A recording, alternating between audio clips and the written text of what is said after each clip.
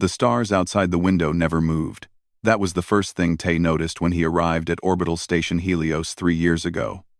On Earth, the stars would shift across the sky as the night passed. Here, they just hung there, frozen in the black like someone had painted them on glass.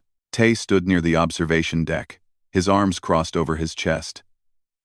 He wore the gray uniform of a security contractor. The badge on his shoulder said, Human Defense Corps, in both English and the common galactic script. Most aliens could not read English, but they all knew what the badge meant. It meant a human was watching. The station was busy today.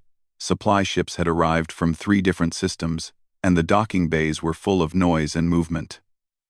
Tay watched the crowds move below him. There were tall Valari with their soft blue skin and large black eyes. There were Grax traders with their thick gray scales and sharp teeth. There were Mikari engineers, small and fast, with 4 arms each. And scattered among them were humans. Not many, maybe 40 on the whole station, but enough. Humans had only been part of galactic society for about 50 years.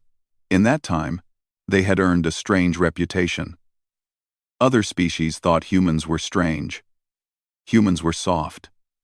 They had no claws, no scales, no natural weapons. Their senses were average at best. They could not see in the dark like the Valari. They could not smell danger like the Grax. They could not hear the low sounds that the Mikari used to communicate. But humans had something else, something that made other species nervous. Tay had heard the stories. He had seen the looks. When he walked through the station, aliens would step aside. They would lower their eyes. Some would even bow slightly. It was not respect exactly. It was something closer to fear. Humans were predators. That was what the galactic databases said. Persistence predators. On Earth, humans had once chased their prey across open land for hours, sometimes days, until the animal collapsed from exhaustion. Humans did not need to be fast. They just needed to never stop. And when humans got angry, something changed in them. Something old woke up. Something dangerous. Tay did not think about these things often. He was just a security guard. His job was simple. Walk the halls. Watch the cameras. Make sure nobody caused trouble. Most days were quiet. Most days, nothing happened. But today felt different. He could not explain it. There was a feeling in his chest, like a small weight pressing down. His instincts were telling him something, but he did not know what. He shook his head and turned away from the window. He had work to do. The nursery ward was on level 7. It was a quiet part of the station, away from the noise of the docking bays and the trading floors. This was where the refugees stayed, aliens who had lost their homes, their families, their worlds. Some of them were adults. But many were children. Tay walked through the door and immediately felt the air change. It was warmer here, softer. The lights were dimmer. The walls were painted in gentle colors. Everything was designed to make the children feel safe. Hana was waiting for him near the main desk. She was a small woman with short black hair and kind eyes. She wore a white uniform with a medical symbol on the sleeve. She was not a doctor, but she was trained in basic care. Her real job was something more important. She was a caretaker. She made the children feel loved. "You are early today," she said, looking up from her tablet. "Quiet shift," Tay replied. "Thought I would check on things here." Hana smiled. It was a tired smile, but genuine. "The children are doing well. Most of them are sleeping now." "It is rest hour." Tay nodded. He looked around the room. There were small beds arranged in neat rows. Each bed had a child in it, covered with soft blankets. Some of them looked almost human. Others looked very different, but they were all small. They were all vulnerable. His eyes stopped on one cage near the back of the room. It was not really a cage. It was more like a special bed with high walls. It was designed for a Valari cub, a young one who needed extra protection. The cub's name was Lyra. Lyra was different from the other children. She was the only survivor of a pirate attack on a Valari transport ship. Her parents had died protecting her. She had been found floating in an escape pod, alone and barely alive. That was 6 months ago. Since then, Lyra had not spoken a single word. Hana had tried everything. She had brought toys, played music, told stories. She had held Lyra in her arms and sung to her in a soft voice. But the cub just stared with those large black eyes, silent and still. The doctor said Lyra was not sick. Her body was healthy. But her mind was somewhere else. She was trapped in her own fear. In the memory of what she had seen, Tay walked over to the cage and looked down at her. Lyra was curled up in a ball. Her thin blue arms wrapped around her knees. She was so small, so fragile. Her skin was the color of a pale morning sky, and her eyes, when they opened, were like deep pools of ink. She was sleeping now, her chest rising and falling in a slow rhythm. She had a nightmare last night, Hana said quietly, coming to stand beside him. She woke up screaming. I held her for 2 hours before she calmed down. Tay did not say anything. He just watched the cub sleep. I do not know how to help her, Hana admitted. I have tried everything I know, but she is still so scared. Give it time, Tay said. His voice was low and steady. She has been through something terrible. Recovery takes time, Hana nodded, but her eyes were sad. I hope you are right. I really do. Tay reached down and adjusted the blanket around Lyra, making sure she was covered properly. His hands were large and rough, the hands of a soldier. But he moved with surprising gentleness. I will keep her safe, he said quietly. It was not a promise to Hana. It was a promise to himself.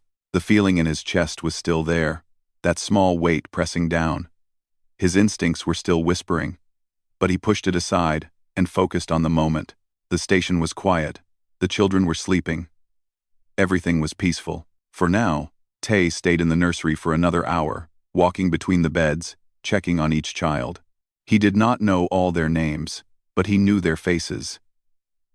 He had made it his business to know.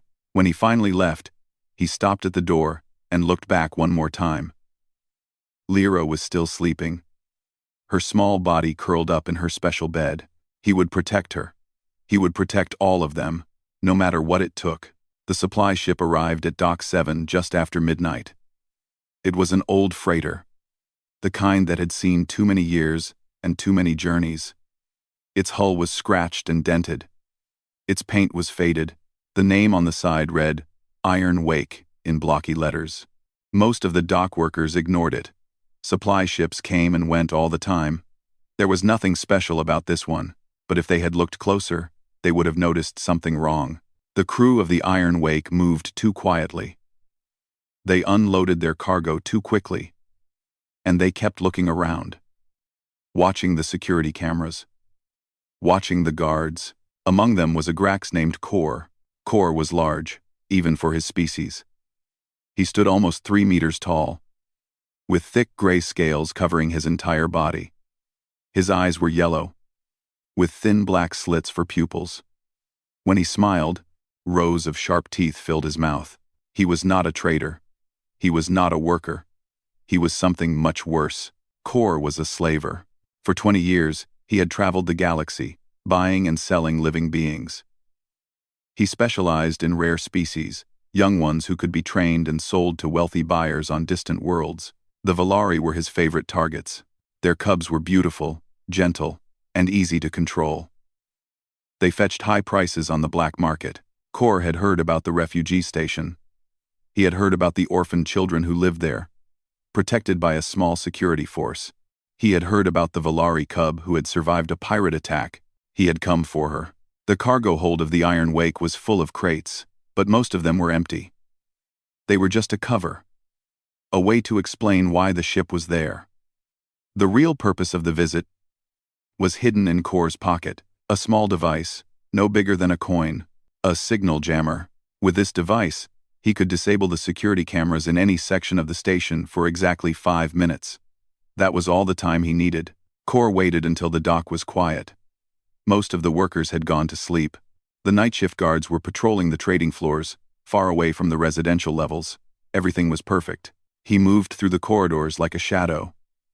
For a creature his size, he was surprisingly quiet. Years of practice had taught him how to walk without making a sound, how to blend into the darkness, how to become invisible. Level 7 was his destination, the nursery ward. He had studied the station's layout for weeks. He knew every entrance, every exit, every blind spot in the camera system. He knew the patrol schedules. He knew where the guards would be and when they would pass by. What he did not know was that one guard had changed his routine. Tay was supposed to be on level 3, walking the perimeter of the storage bays. That was his assigned patrol for the night. But something had kept him awake. That feeling in his chest, that small weight pressing down. His instincts would not let him rest, so he had traded shifts with another guard. A young man named June who was happy for the easier patrol. Tay told him it was nothing. Just a feeling. June had laughed and said, "Humans worried too much." Maybe they did. But Tay had learned to trust his feelings. He was walking toward the nursery ward when Core activated the jammer. The cameras on level 7 went dark. The security feeds showed nothing but static. In the control room, a tired technician frowned at his screens and made a note in the log. Probably just a malfunction, he thought. The equipment on this station was old. These things happened. He did not raise an alarm. He did not send a guard to investigate. He just wrote down the time and went back to his coffee. That mistake would haunt him for years. Core reached the nursery door and paused. Through the small window, he could see the rows of beds, the sleeping children, the dim lights, and in the back, the special cage. With high walls, the Valari cub, his target. He pressed a code into the keypad. It was a stolen code, bought from a corrupt worker who had needed money for gambling debts. The door slid open without a sound. Core stepped inside. The room smelled like warmth and safety, like blankets and milk and peaceful dreams. He hated it. Such places made him uncomfortable. They reminded him of things he had lost long ago, things he had chosen to forget. He pushed those thoughts away and focused on the job. The children were all sleeping. Good. That made things easier. He moved between the beds, his clawed feet making soft clicking sounds on the floor. None of them woke up. They were too deep in their innocent dreams. Lyra's cage was at the back of the room, near the far wall. Core approached it slowly, his yellow eyes fixed on the small blue figure curled up inside. She was perfect. Healthy, young, beautiful. The scars from her trauma would heal. With proper training, she would become an obedient servant. Some wealthy collector on a distant world would pay a fortune for her. Core reached out and touched the cage. That was when Hana woke up. She had been sleeping in a small room next to the nursery. It was just a cot and a desk. But she liked to be close to the children. If any of them had nightmares, she wanted to be there. Something had disturbed her sleep. A sound, a feeling. Something wrong in the air. She opened her eyes and listened. Footsteps, heavy footsteps, in the nursery. Her heart began to race. She got up quietly and moved to the door. Through the small window, she could see into the main room. And what she saw made her blood freeze. A Grax, a massive gray Grax standing next to Lyra's cage. His clawed hand was reaching for the lock. Hana did not think. She just acted. She slammed her hand against the emergency button on the wall and opened her mouth. The scream that came out was louder than anything she had ever produced. It was a sound of pure terror, pure rage, pure protective instinct. It echoed through the corridors, bounced off the walls, filled every corner of level 7. Core spun around, his eyes wide. He had not expected this. The woman was supposed to be asleep. The cameras were down. Everything had been planned perfectly, but plans never survive contact with reality. Hana kept screaming. She screamed until her throat burned. She screamed for the children, for Lyra, for anyone who could hear. In the corridor outside, 50 meters away, a human heard her. Tay had been walking toward the nursery when the sound reached him. It cut through the air like a blade, sharp and desperate. He knew that voice. He knew that scream. Hana. Something inside him shifted. Something deep and old and powerful. His body reacted before his mind could catch up. His muscles tightened. His heart rate spiked. His vision narrowed to a single point, the nursery, 50 meters away. He started to run. Inside the room, Kor grabbed Hana by the arm and threw her against the wall. She hit hard and crumpled to the floor, gasping for breath. But she had done her job. The alarm was raised. Help would come, but would it come in time? Kor turned back to the cage. He did not have much time now. He needed to take the cub and get out. His ship was still waiting at the dock. If he moved fast, he could escape before anyone could stop him. His clawed hand reached for the lock again. Lyra was awake now. Her large black eyes were open, filled with fear. She remembered this feeling. She remembered the pirates who had killed her parents. She remembered the sound of screaming, the smell of smoke, the cold darkness of space. She opened her mouth and made a small sound. Not a scream, not a cry, just a tiny whimper, like a wounded animal. That sound traveled through the open door and down the corridor. Tay heard it, and something inside him broke free. 50 meters. That was the distance between Tay and the nursery door. 50 meters of corridor, gray walls, and cold air. For most species in the galaxy, that distance would take at least 10 seconds to cover at full speed. For a Valari, maybe 8. For a Mikari, perhaps 6 if they used all 4 arms. For a human in a normal state, it would take about 7 seconds. But Tay was not in a normal state. The moment Lyra's whimper reached his ears, something happened. Something that scientists would later study but never fully understand. His brain released a flood of chemicals. Adrenaline, norepinephrine, cortisol. His heart began pumping blood at nearly double its resting rate. His pupils expanded. His airways opened. Every muscle in his body received the same message at once.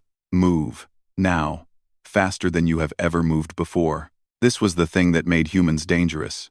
Not their strength, not their speed, not their intelligence. It was this. The ability to push past all normal limits when something they loved was in danger. The first step was slow. His foot hit the ground and pushed off. His body leaned forward. The second step was faster. His legs began to pump, his arms swinging in rhythm. The third step was a blur. He was running now. Really running. His feet barely touching the floor. A Valari janitor named Day was standing in the corridor, pushing a cleaning cart. He saw the human coming. Later, he would describe it to investigators. He would say that the human did not look like a person. He looked like something else, something ancient, something primal. The human's eyes were not right, Day would say. They were focused, locked onto something far ahead. They did not blink. They did not waver. They looked like the eyes of a predator who had found its prey. And the sound. Day would never forget the sound. The human was breathing in short, sharp bursts. Each exhale was like a growl, deep and guttural. It was the sound of something hunting. Day pressed himself against the wall and let the human pass. He was too scared to move, too shocked to speak. The cart fell over. Cleaning supplies scattered across the floor. But Day did not notice. He was watching the human disappear down the corridor. The security cameras on level 7 were still dark, thanks to Kor's jammer. But the cameras on level 6 were working perfectly. They recorded everything. Later, analysts would study the footage frame by frame. They would measure the distance. They would calculate the speed. They would run the numbers through their computers and check them again and again. The results were impossible. Tay covered 50 meters in exactly 2.1 seconds. That was faster than any human had ever been recorded running. Faster than Olympic athletes. Faster than military soldiers. Faster than test subjects in controlled laboratory experiments. It should not have been possible. The human body was not designed to move that fast. The stress on his muscles, his joints, his heart, should have caused damage, should have caused failure, but it did not. Tay hit the nursery door like a missile. He did not slow down. He did not stop. He slammed his shoulder into the metal and burst through. The door flew off its hinges. Inside the room, Kor had just finished opening the cage lock. His clawed hand was reaching for Lyra. The cub was screaming now, a high-pitched wail that filled the room. Hana was still on the floor, struggling to get up, blood running from a cut on her forehead. Kor heard the door explode. He turned around, and for the first time in his long, violent life, he felt fear. The human was already in the air. He had launched himself from the doorway, covering the last 5 meters in a single leap. His body was stretched out, his arm pulled back, his fist clenched. Kor had fought many battles. He had killed many enemies. He knew how to react to threats. His instincts told him to raise his arms, to block the attack, to counter with his own strike, but his body would not obey. Some part of his brain, some ancient reptilian core that remembered what it was like to be hunted, had recognized what was coming. It had seen the look in the human's eyes. It had understood the message. This was not a fight. This was an execution. Kor's arms stayed at his sides. His mouth opened in a silent gasp. His yellow eyes went wide. The human's fist connected with his skull. The sound was like thunder, a deep, heavy crack that echoed through the room and out into the corridor. Kor's head snapped to the side. His body followed. He lifted off the ground, actually lifted into the air, and flew backward. He hit the far wall with enough force to crack the metal panels. Cracks spread out from the impact point like a spider web. Kor slid down to the floor, leaving a dark smear on the wall behind him. He did not move. Tay landed in a crouch, his knees bent, his hands on the ground. He was breathing hard now, his chest heaving. His eyes were still locked on the Grax, watching for any movement, any sign of continued threat. There was none. Kor was unconscious, maybe worse than unconscious. His skull was cracked in 3 places. His jaw was dislocated. Several teeth had been knocked out and lay scattered on the floor. His right eye was swelling shut. He would live. Barely. But he would never threaten anyone again.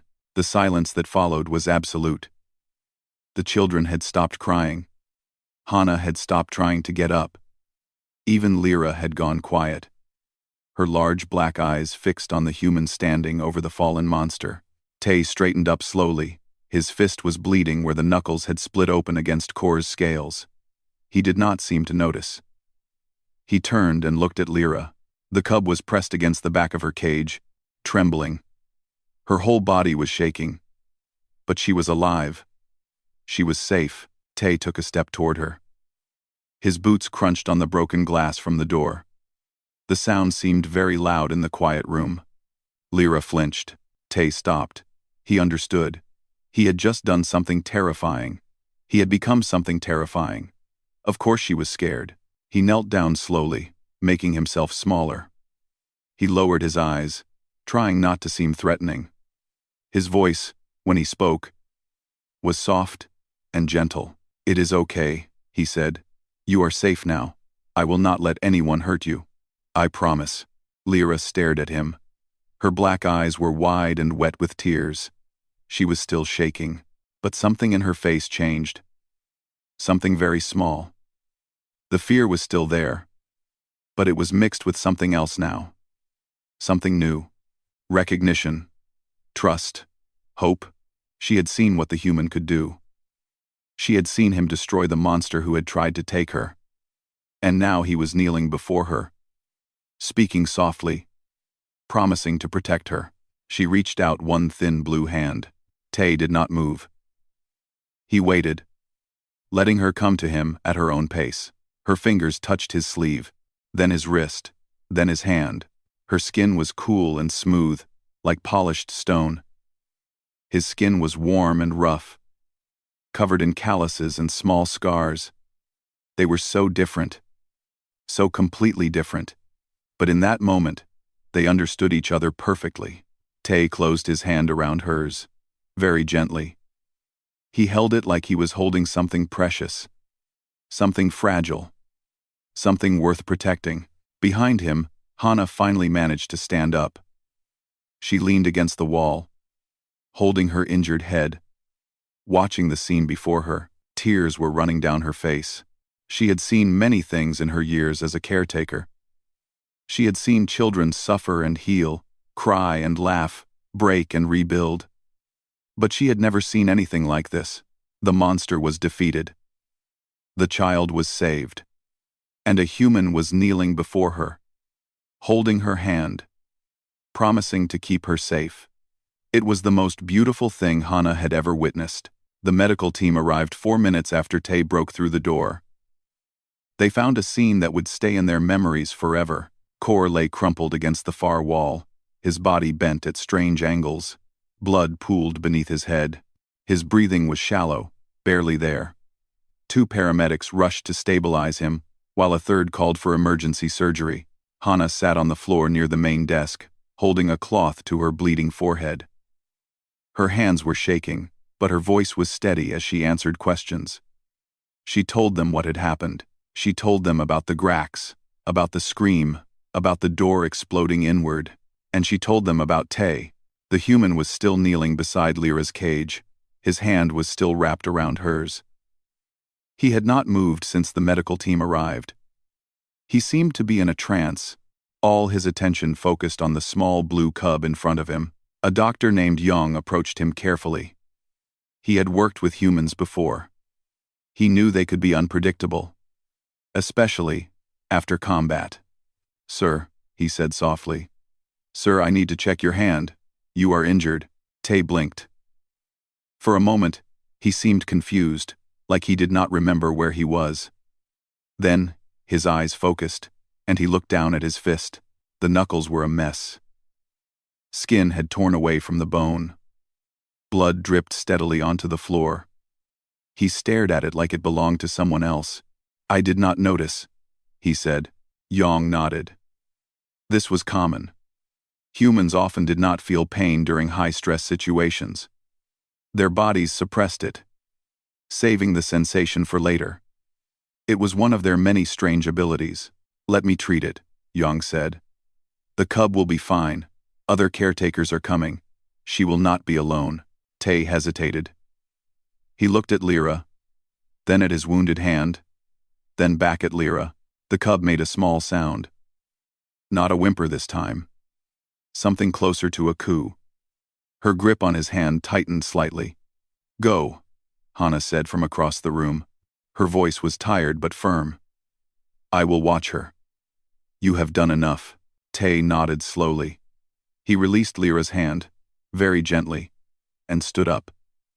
His legs felt strange, like they did not quite belong to him. The adrenaline was wearing off, and his body was starting to realize what it had just done.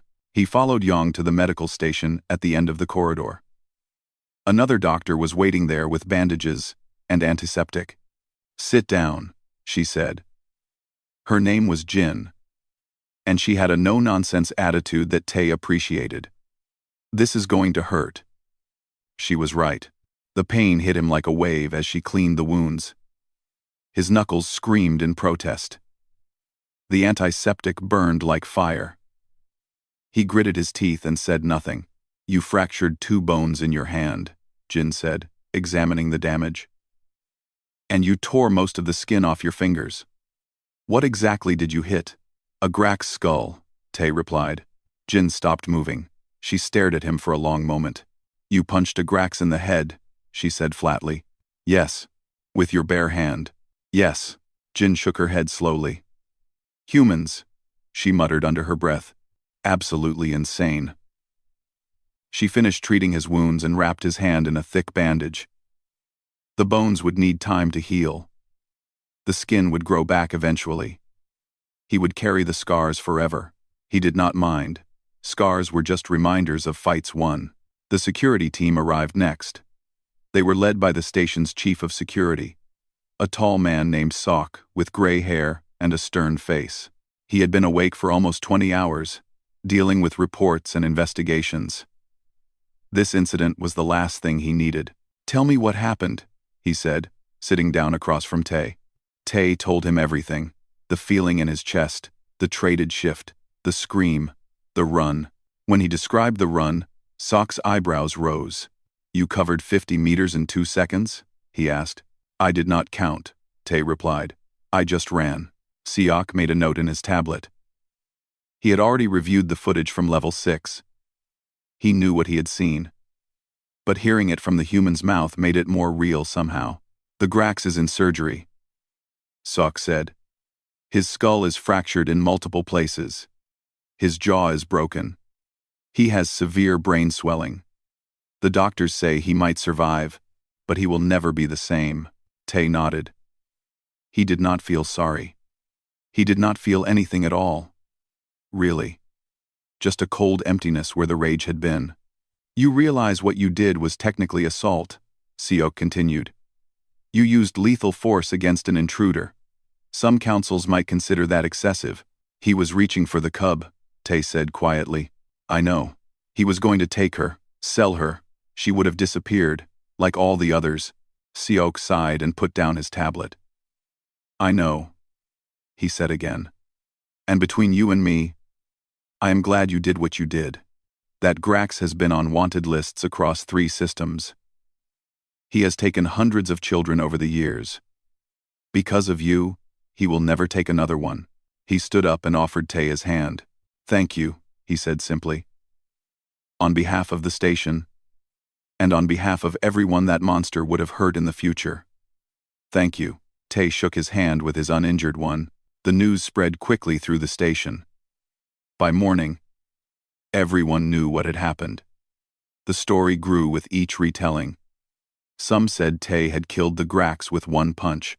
Others said he had torn through the door like it was paper. A few claimed he had been glowing with some kind of inner light. None of it was true. But none of it was entirely wrong either. The truth was strange enough, without exaggeration. The other humans on the station came to see Tay one by one. They brought food, drinks, small gifts. They did not say much. They did not need to.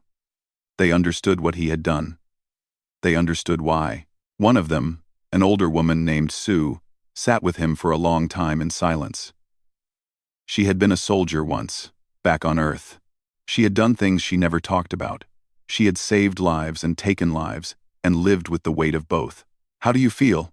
she asked finally. Tay thought about the question for a while before answering.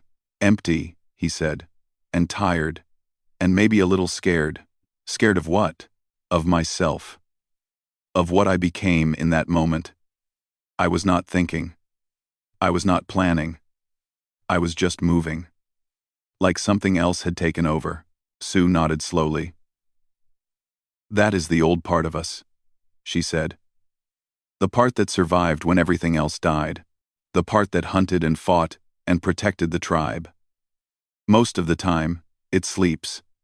But when something threatens our people, it wakes up." She put a hand on his shoulder. "Do not fear it," she said. "It is what makes us human. The capacity for love and the capacity for violence. Working together. It is both our greatest strength and our greatest burden." Tay looked at his bandaged hand. He could still feel Lyra's small fingers wrapped around his. He could still hear her tiny coo of trust. "I would do it again," he said quietly. "If I had to, I would do it 100 times." Sue smiled sadly. "I know you would. That is both the blessing and the curse of being what we are." She stood up and headed for the door. "Rest now," she said over her shoulder. "Tomorrow, everything changes. The galaxy is watching. They saw what a human can do when pushed too far. And they will never look at us the same way again." Tay closed his eyes and tried to sleep. But every time he drifted off, he saw the same thing. Yellow eyes, clawed hands, a cage, a cub, and himself, flying through the air, fist raised, fury blazing. He did not know if it was a dream or a memory. Maybe it was both. The Valari Council arrived at Orbital Station Helios 3 days after the incident. Their ship was elegant and white, shaped like a teardrop falling through space. It docked at Bay 1, the most prestigious location on the station, reserved for diplomats and high officials. Lyra was one of their own. What had happened to her mattered to them. The council consisted of 5 elders, each one ancient by Valari standards. Their blue skin had faded to a pale silver with age. Their black eyes held centuries of wisdom and sorrow. They moved slowly, carefully, like they were carrying the weight of their entire species on their shoulders. Elder Mira led the group. She was the oldest of them all, nearly 600 years by human counting. She had seen wars and peace treaties, the rise and fall of empires, the birth and death of stars. Very little surprised her anymore. But the footage she watched that day made her stop breathing. The station's security chief, Sok, had prepared a presentation in the main conference room. He showed them everything. The security logs, the camera recordings from Level 6, the medical reports, the witness statements, and then he played the video. The council watched in absolute silence as the human moved through the corridor.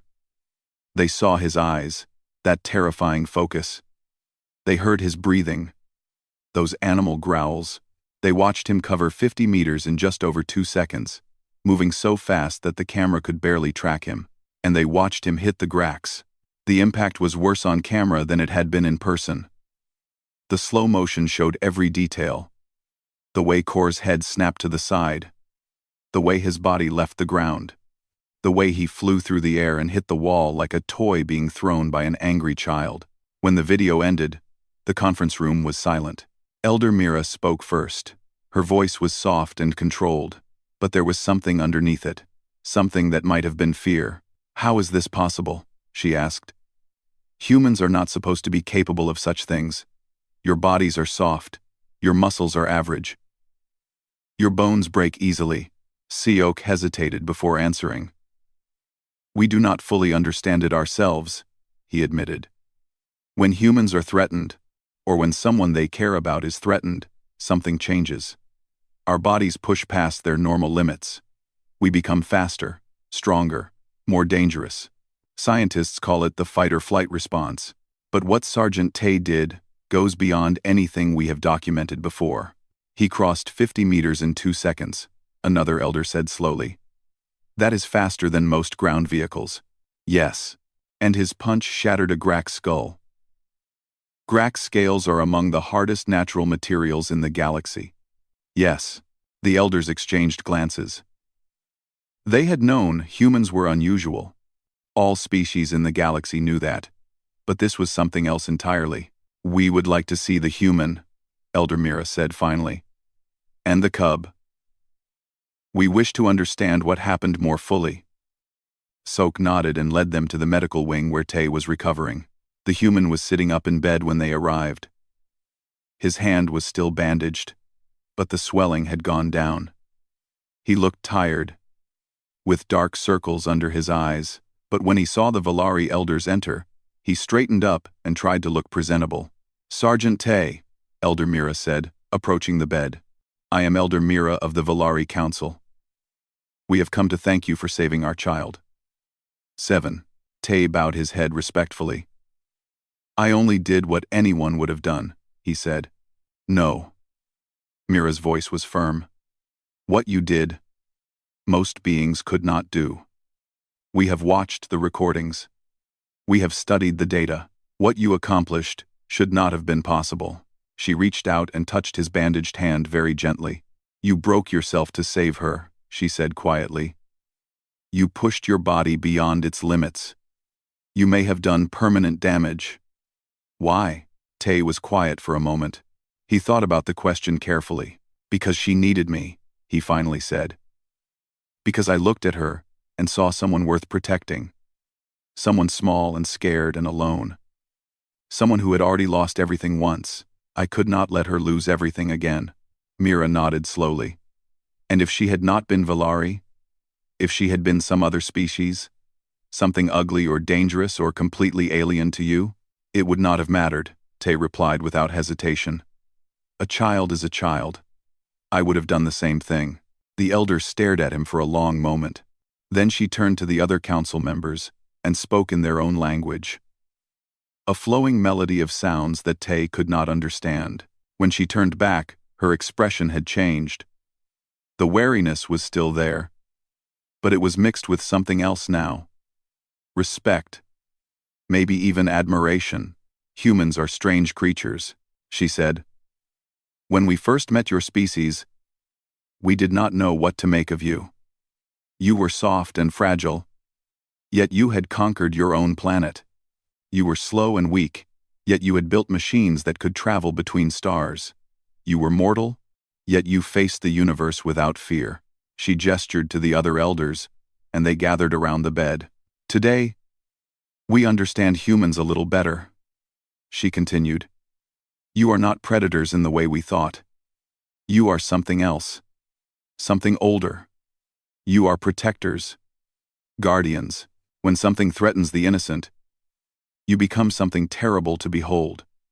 You cross distances that should be impossible. You strike with force that should not exist. You become, for a moment, something more than mortal. She bowed her head, a gesture of deep respect among the Valari. The Valari Council wishes to honor you, Sergeant Tay. From this day forward, you will be considered a friend of the Valari. Our homes will be your homes. Our protection will be your protection. Whatever you need, wherever you go, the Valari will help you. Tay did not know what to say. He had not expected this. He had just been doing his job. Thank you, he managed finally. But I do not need rewards. I only want to know that Lyra will be okay. Mira smiled for the first time. It was a strange expression on her aged face, but somehow it made her look younger. Come, she said. We will take you to her. The nursery had been repaired. The broken door had been replaced with a stronger one. The cracked walls had been fixed and painted. Everything looked clean and new, as if nothing had ever happened there. But the people in the room remembered. Hana was there, sitting beside Lyra's bed. Her forehead was bandaged, but she was smiling. When Tay entered with the Valari elders, she stood up and bowed. She has been asking for you, Hana said. Every hour, she asks when you will come back. Tay approached the bed slowly. Lyra was sitting up, wrapped in a soft blanket. Her large black eyes tracked his movement across the room, and then she did something that made everyone stop breathing. She spoke. Tay, she said. Her voice was small and rough from months of silence, but it was clear. Tay.